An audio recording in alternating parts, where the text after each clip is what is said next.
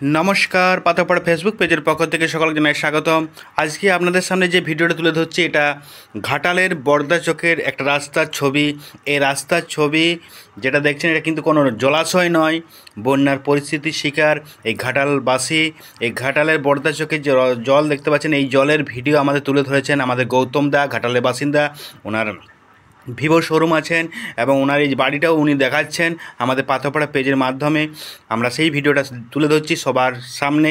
তো দেখুন, এই ভিডিওটা দেখাচ্ছে এই কারণে যে বন্যার পরিস্থিতিতে মানুষ শিকার হয়, কত মানুষ নিত্য সঙ্গীত দেখুন বাইক নিয়েও যাতায়াত করছেন এবং রাস্তা যাতায়াত তো আছে, তার সাথে সাথে নিত্যদিনের কাজ, সে কাজও কিন্তু বন্ধ হয়নি বন্যার জন্য কাজ বন্ধ না করেও মোটামুটি কাজ চালিয়ে যাচ্ছেন। এরকম এত অসুবিধা থাকা সত্ত্বেও মানুষের, তবু দেখুন মানুষ ঘাটাল ছেড়ে যায়নি, ঘাটালেই আছেন, ঘাটালেই থাকছেন এবং ঘাটালেই বাড়ি, আরও নতুন বাড়ি করছেন ঘাটালেতেই।